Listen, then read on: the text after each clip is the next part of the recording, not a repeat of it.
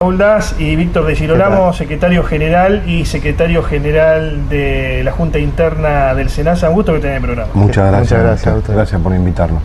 Bueno, un año de muchos conflictos, evidentemente el del SENASA es uno de ellos, pero también el de fabricaciones militares.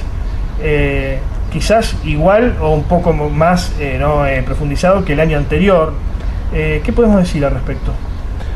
Bueno, yo creo que van preparando año a año el terreno, ¿no? Hacia donde ellos quieren enfocar. Nos referimos al gobierno nacional. Al gobierno nacional de Mauricio Macri, a donde ellos quieren enfocar su estrategia económica, digo, en función de los presupuestos que se van aprobando en las legislaturas nacionales, tanto Cámara de Diputados como senadores, y condiciona realmente la realidad de los trabajadores del Estado en particular.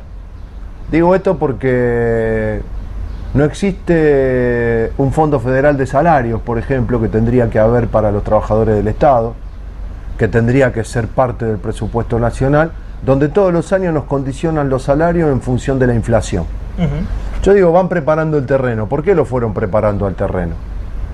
El primer golpe grande que nosotros tuvimos en el 2017, pero grande de verdad, fue el acuerdo político en la negociación colectiva, en el ámbito de la negociación colectiva entre el gobierno nacional y la UPCN, burlando el espacio de negociación colectiva del ámbito natural de aplicación, donde las tres partes, porque son dos partes signatarias del convenio colectivo de trabajo, tanto UPCN como ATE, y el gobierno nacional, o sea, representantes de los trabajadores y Estado empleador, por eso se llama paritaria, las partes signatarias del convenio, firmado en el año 2006, puesto en vigencia en el año 2006, firmado en el año 2005, termina decidiendo dos cuestiones que están por fuera del convenio colectivo de trabajo, del 214, que son la productividad y el presentismo. ¿Y por qué digo preparan el terreno en estas condiciones?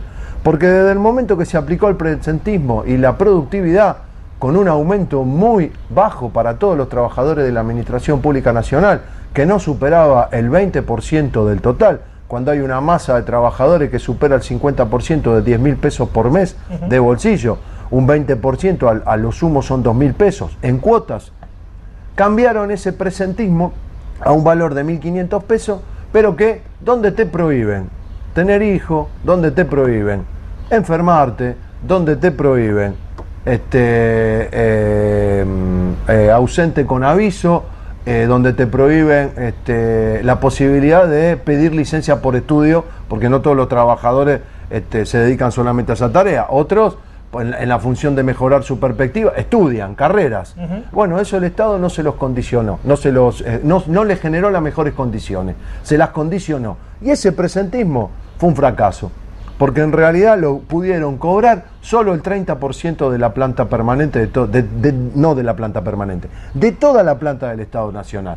Ahora, a decir verdad, también hay una... Esto pasó ahora en fabricaciones militares con la renovación de contratos. Ahora vamos a eso. Pero es verdad también que hay una idea muy enraizada de la sociedad de que el empleado público, el empleado estatal, de alguna manera no cumple con las funciones que debería cumplir y que debería racionalizarse, ¿no? Quizá esto también explique, no digo que sea la única causa, pero explique cierto apoyo electoral a Cambiemos, que hizo una elección arrolladora el 22 de octubre, el próximo pasado. ¿Ustedes qué opinan al respecto, no? Y esto está muy presente en la clase media, digamos, argentina. Yo creo que es una gran estigmatización de lo que sucede adentro del trabajador, adentro del Estado, en los organismos públicos del Estado. Si a vos te van quitando funciones, porque eso es lo que van armando. Primero te contratan funcionarios, echan a unos que no responden a su rol, a su identidad política, claro, e incorporan a los suyos, con grandes sueldos. Y después vienen a armar un prontuario de todos los trabajadores, porque ahora se armó una sola Secretaría de Recursos Humanos a nivel nacional, comandada por Andrés Ibarra, ministro de Modernización, donde salen los despidos, donde la verdad a quienes están echando es al que trabaja, al que no se le dio estabilidad durante muchos años, y el que tiene 20 años de servicio, y el que gana poca guita, claro, o el que gana mucho menos plata de lo que ganan estos funcionarios, que no son de carrera. Son funcionarios puestos a dedo políticamente para jugar intereses políticos propios que le interesan al gobierno nacional. Entonces, no hay moral. Cuando se hace una campaña, es una inmoralidad. Cuando se hace una campaña real contra los trabajadores que son ñoquis, que son vagos, cuando en realidad ellos están demostrando que para sostener el déficit fiscal tienen que aumentar las tarifas, desregular los combustibles, desregular el campo, desregular la megaminería y desregular toda la situación, bueno, dije, ¿no? Lo de la situación petrolera. Entonces, ¿a qué estamos jugando? ¿A qué estamos jugando realmente? Entonces, creo que hay un contrasentido en lo que dicen y lo que hacen. Y el último gran golpe que se dio del 14 de diciembre al 18 de diciembre, donde hay un antes y después de este gobierno para justamente refrendar este ajuste político, es la gran reforma previsional que perjudica a 17 millones de ciudadanos en el país. Víctor, este programa está saliendo en diferido, evidentemente, ha sido grabado con anterioridad, pero la situación de SENASA es muy particular. Nosotros en su momento denunciamos esta situación irregular, de hecho tomó una nota nuestra el programa ADN C5N, la SENASA C5N de Señal Nacional, también el periodista y hoy por hoy diputado provincial del Frente Social y Popular, Carlos Del Frade, investigó al respecto. ¿Qué podemos decir, ¿no? En resumidas cuentas de lo que está sucediendo y lo que sucedió en el SENASA? Bien, como vos decías, nosotros también desde ATE habíamos denunciado esto hace unos años atrás ya. Si bien lo que venimos diciendo, esto a la llegada, como decía Raúl, del funcionario político puesto a dedo, se fueron terciarizando funciones y quite de funciones a los empleados. Por esto, a los de carrera. A los de carrera, ¿no? Sí, para que se entienda, a los de carrera. Por esto que vos decías, de esto de que se cree que o se dice, o se quiere hacer creer que el empleado estatal es un ñoqui, es un vago, no cumple con sus funciones. De alguna manera u otra te van restando funciones y esto hace que vos no tengas una tarea a realizar. Y ahí donde está el momento de donde viene esta masiva ola de despido que tenemos hoy. Ahora, no obstante, nosotros también lo denunciamos, esta usurpación de cargos y funciones, o presunta usurpación de cargos y funciones por parte de Cristian Cuna, director regional de Puertos. Ahora, no obstante, ha sido ratificado en el cargo. En el cargo. No, o sea que hay como una intención de ir por todo, ¿no? Por definir de alguna manera. Exactamente. No es solamente que lo ratificaron en el cargo de director regional, sino que hoy es el gerente general del organismo a nivel nacional. Claro. O sea que obviamente, como decís, van por todo. ¿Y qué podemos decir específicamente de lo que pasa en SENASA de Santa Fe? ¿No? Porque, a ver, para aquellos que no saben tanto, es una caja muy grande. Obviamente, es un negocio importante. Una caja económica muy grande. Es un negocio importante, de los cuales comenzamos el año con estos 23 despidos que tenemos. Y obviamente, o sea, como hablábamos al principio, hubo pocos ingresos, los ingresos que hubo entraron por la ventana y fueron para quitarnos las funciones a aquellos que estaban trabajando en el puerto.